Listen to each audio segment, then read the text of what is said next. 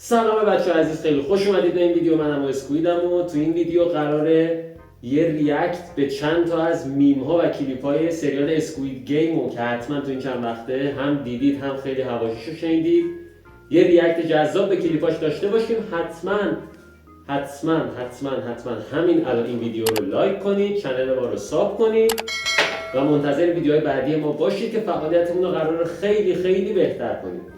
بریم برای ادامه ویدیو. قبلش من اینو قرمز کنم که به تم فیلمم فکر کنم میاد. خب بریم اولین ویدیو.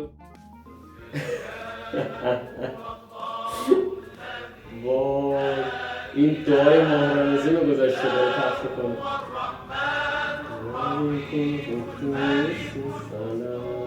نظری آی خدا، ذهن سازنده خیلی قشنگ. فضا رو سمی و گلالود کرده و نذاریم اونا به حق خودشون برسن. راست میگه، چه چیز سمی بود. دیوونه بود یارو. خدا رو شکر که همون قسمت های وسط ها دیگه رفته کارش.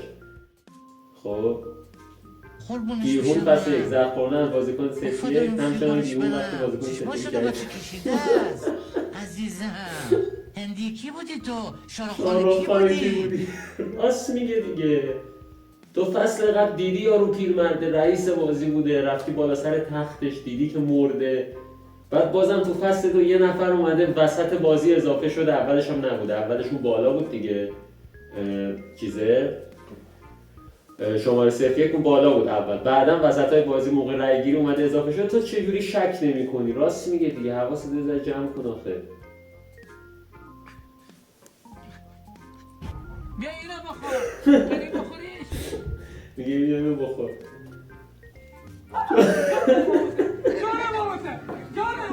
جان محسن.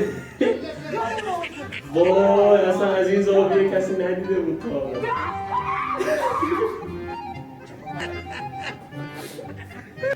جیغ میزن.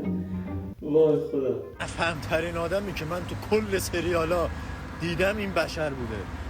آخه من نمیدونم تو چرا اینقدر گاوی. من نمیدونم این چجوری با این عقل معیوبش اصلا به جز تو بازی تو زندگی معمولی زنده. یعنی چجوری نرفتی زیر تریلی یهو؟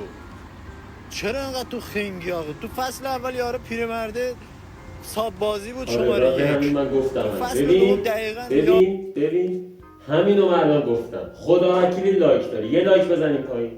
این بره. اینجا یه لایک نه این بره. یه لایک همین پایین بزن. ببین اولش گفتم همین که داره مشکوک میزنه.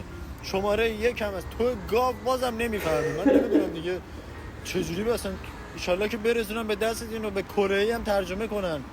چقدر تو گاوی آخه. گاوی. وای خیلی خوبه. این ویدیوهاشو تو اکسپلور تازگی خیلی قشنگه به نظر.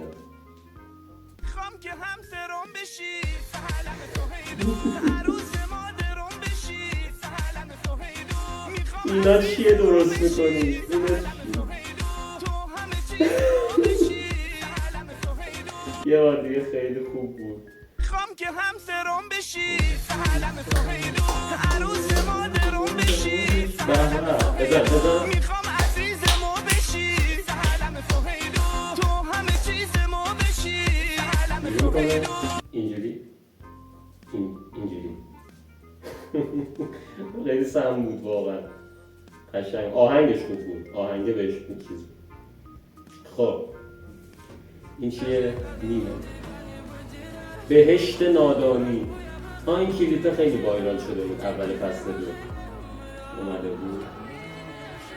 جهنم دانا. چقدر سنگینه.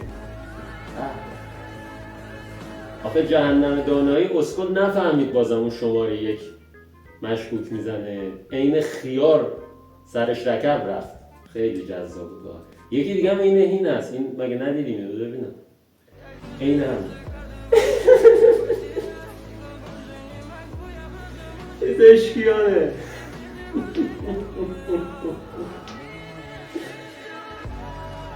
وای خیلی خوب بود. خب اینم بچه ها ببینیم با هم دیگه. این هم باز پسر است. اسمشو یادم رفته، اسمشو پایین براتون می‌نویسم، پیجشو که برید ویدیو دیگه‌شو ببینید. من خودم خوشم میاد از سبک کلیپاش، باحاله. این اسکوید گیم من نشستم تا آخر دیدم، آهنگی افتاده دهن منو سرویس کرده. ایدیتی کندکه شانسی چون دادن چه زهره ماری بود. آخرشم که معلوم نشد چی شد فیلم اصلا. و حرف زدنی هم که کلا رو مخ آدم من عجوشی زهر خیلی خوب بود. خب بچه‌ها این ویدیو هم به پایان رسید. منتظر پارت‌های بعدی راجع به اسکوید گیم، تحلیل‌ها، فکت‌ها و میم‌ها حتما باشید. این ویدیو رو اگه لایک نکردی همین الان لایک کن، چون این دبل بیلاخی مخصوص کسایی که لایک نکردن. کپی از احسان میرزاد عزیز نباشه، ولی خب دبل بیلاخی اسم اینه. همین الان ویدیو رو لایک کن، کانال ما رو حتما ساب کن، برام تو کامنت نظرتو حتما بنویس. منتظر ویدیوهای جدیدتر باشید. خیلی مخلصیم.